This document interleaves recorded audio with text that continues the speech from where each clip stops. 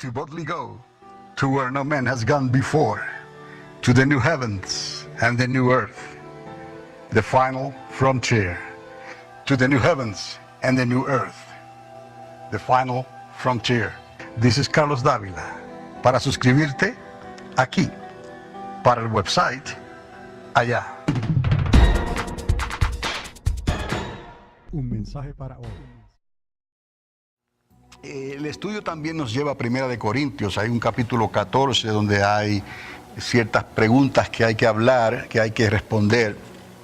Y obviamente lo principal aquí es lo que vamos a hablar durante Hechos también, sobre los dones, las diversidades de lenguas y todas esas cosas, para que esto se entienda de una manera más claramente. Pero antes de hablar eso, tengo que poner un fundamento aquí. No es que sea un fundamento nuevo, pero es para aclarecer si hay alguna duda sobre esto.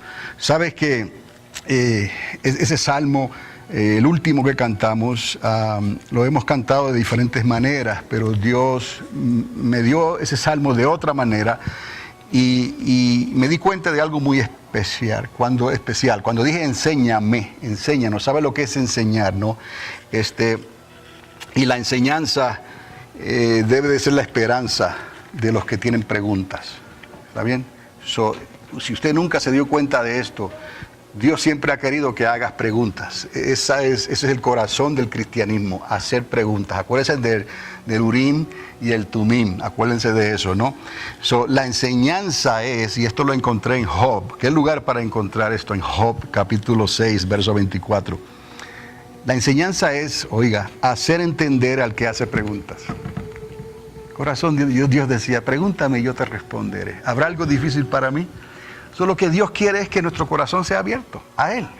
Y usted suelte todas las preguntas que quiera al Señor. Pídale todo lo que quiera, pedir todo lo que quiera, dice el Señor. Pedidme y yo trato con eso. Ese era el propósito del Urim y el Tumim, ¿no? Que Dios no lo podía soltar de momento, ¿no? A un pueblo que estaba aprendiendo en los comienzos después de Sinaí. Pero tampoco era algo que Dios podía decirle a Moisés o a Aarón, hazme un Urim y un Tumim, porque no, es imposible.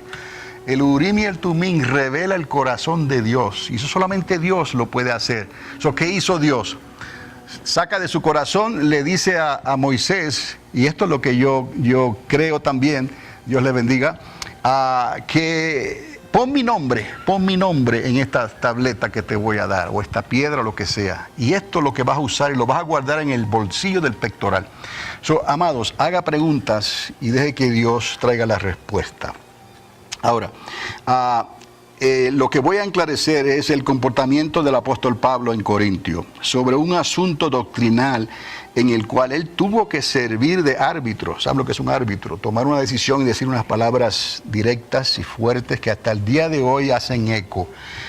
Y tristemente algunos ponen palabras en la boca de Pablo que él no dijo.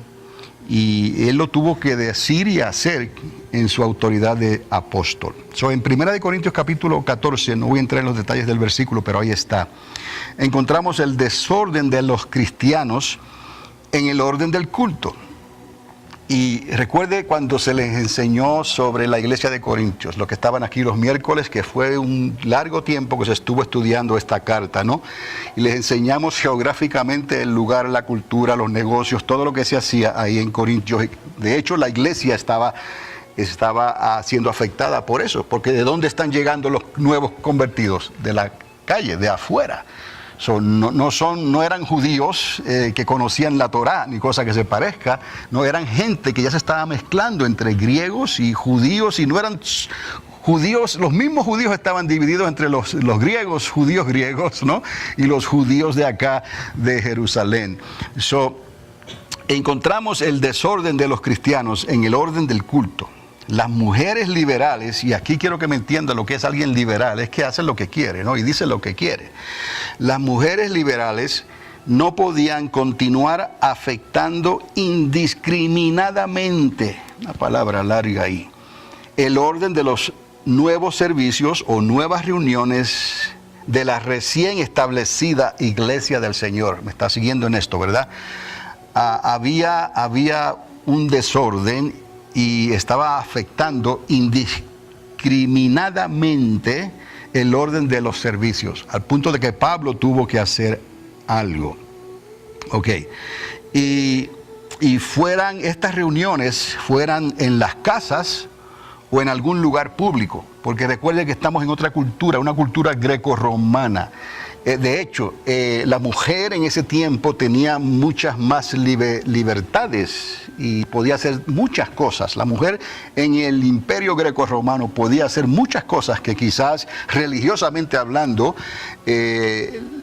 algunas mujeres que fueron enseñadas bajo la Torá, pensaban de una manera diferente. No que no fueran liberales o no pudieran ser liberales, porque les voy a demostrar que aún en los días del Antiguo Testamento, Dios llamó mujeres extraordinarias como Débora. Dios llamó mujeres al ministerio y ellas ministraron conforme al llamado de Dios. Quiero que la clave aquí sea: mujer, ministra conforme al llamado que Dios te dio, pero no cierres la puerta jamás pensando que Dios no tiene un ministerio para ti. No pongamos palabras en la boca del apóstol Pablo, ¿no? Porque yo espero que después de esta charla que vamos a tener, aunque esto es una introducción, esto va a quedar más claro. ¿Ok? En la cultura greco-romana, como les dije, las mujeres gozaban de un mayor grado de aceptación social, ¿no? Eso implica en la religión, en la política y los negocios. Y esto está reconocido históricamente. Eso es lo que les estoy hablando aquí de la cultura greco-romana, se reconoce históricamente. El desorden estaba en que había mujeres liberales que querían hacer lo mismo que hacían en su cultura dentro de la iglesia. Y sabe que el apóstol Pablo aguanta mucho. Aguantó aquella que tenía espíritu de pitonisa, ¿no? Por un largo tiempo, hasta que ya dijo, no, hay que hacer algo, ¿no? Y él echó fuera ese espíritu de pitónico que estaba en aquella mujer. Claro, quiero que entienda esto, que ni aún Pablo era un legalista. No, él era fariseo de fariseos, pero todo eso que él aprendió a los pies de Gamaliel, toda esa enseñanza, porque el farisaísmo le añadió tantas cosas a la Torah que Jesús le dijo, ustedes invalidan la ley, añadiéndole tantas cosas, ¿no? Dicen y no hacen, y obligan a otros a no tocar o a no empujar las cosas, y ustedes ni con un dedo pueden hacer nada al respecto. Entonces Jesucristo estaba muy sentido también a lo que había llegado, lo que se le añadió a lo que Dios le dio a Moisés en Sinaí. Pero en fin, eso ya estaba pronosticado por Dios, ¿no? El apóstol Pablo pone un alto definitivo a dicho comportamiento. Ahora, como les dije, no existe evidencia bíblica antes ni después que Dios silencie el llamado al ministerio de una mujer. ¿Sabe lo que lo que estoy diciendo? No hay evidencia, bíblica, ni antes ni después, que Dios silencie. Quiere decir que le ponga a bozar al buey que trilla. Me está diciendo. Por eso mismo, porque Dios dijo, no le pondrás bozal al buey que trilla.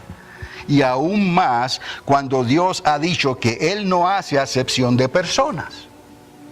Y que ya no hay ni griego ni judío, ni hombre o mujer. Todos somos igualmente pesados en la balanza de Dios. Ahora les tengo que darle alguna evidencia sobre esto, pero quiero que entienda que el cristianismo sale del judaísmo.